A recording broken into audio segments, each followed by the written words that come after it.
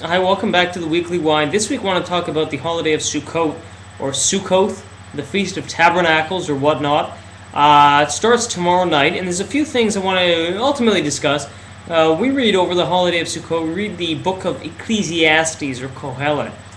And there's a number of a number of comments that are usually made about it, connections, because over this Sukkot holiday we sit in little booths, the feast of booths, and we sit in these little, very flimsy little huts. And one of the themes of the book of Ecclesiastes is the famous verse, "All is vanity."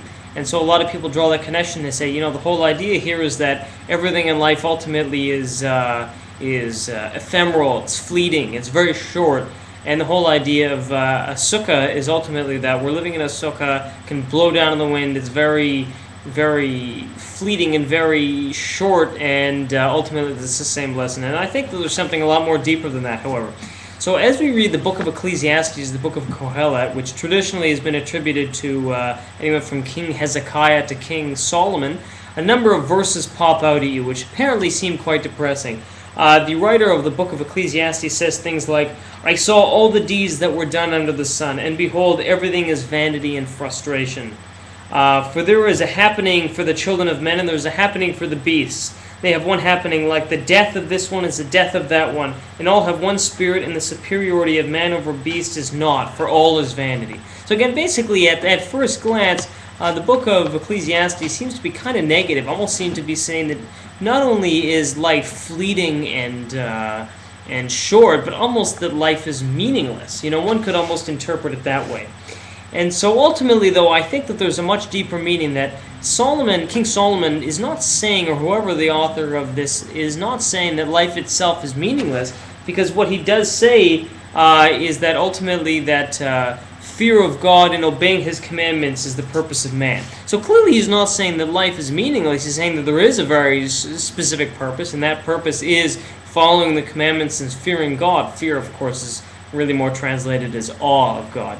But ultimately, what is he saying here? He's saying that when he says vanities, he's saying living a life without purpose. And what that means, hevel, living a life ultimately without direction, like a circular life where every day we're getting up, we're having breakfast, we're going to work, we're coming home, we're doing the same rotations, same activities every day, but there's not an underlying purpose to it. And so what the rabbis are teaching us, and what the rabbis tell us about these verses and about the whole book of Ecclesiastes, book of Kohelet, is that the reason we read this over Sukkot is that Sukkot is ultimately a time, it's a holiday of progression. It's a holiday ultimately culminating, we have Rosh Hashanah, we have Yom Kippur, then we have Sukkot. We have this whole culmination in the creation of man, and the judgment, that's Rosh Hashanah, and the judging of man, that's over Yom Kippur, and that's ultimately the judging of each one of us, the Day of Atonement. And then we have Sukkot, is when the Jewish people are taken out of Egypt and taken under God's protective wing. And so the lesson here for us is that life itself is not meaningless, but Sukkot is an opportunity for us to be able to hone in our skills and our minds, and to be able to say, okay, life is not meaningless. The purpose of life is to live a godly, meaningful life. The question is, how do I do that? How do I find this progression in my life where I'm not simply doing the same thing every day, but I'm actually growing? And so there's a few ways to do it. One, obviously, when you're looking at year over year, you're supposed to look at next year and say, okay, where specifically do I want to be next year, over and above where I am today? But I think another real practical way is spending 5-10 minutes, sitting down over Sukkot and saying, okay, what skills do I have? What capabilities, what abilities do I have that I think are being underutilized, or perhaps utilized in a way that aren't being put to maximum effort? In other words, if I'm a good public speaker, I'm a good researcher, I'm a good volunteer, I like helping, old people or people who are vulnerable. Is that really being maximized? Am I doing everything I could? Am I putting in,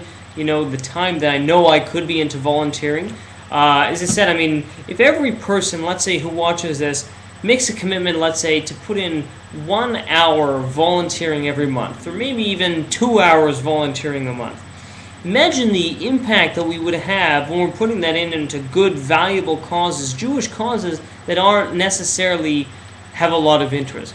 And I think that's what it's talking about when we say all is vanity, that we have time, we have money, we have energy, we have ideas, And if we're not ultimately cultivating and maximizing them, it's being wasted, and ultimately that's vanity. Because if we have these skills and we're not putting them into good use, what the book of Ecclesiastes is telling us is that ultimately that's a squandered skill, it's a squandered use. And that's something definitely we want to avoid over Sukkot's time, when we realize that everything we have is from God, and everything we have can be gone at every moment. So for Pete's sakes, if we have a skill, if we have something that we know can be put to good use, is there any good reason for not putting it to good use right now?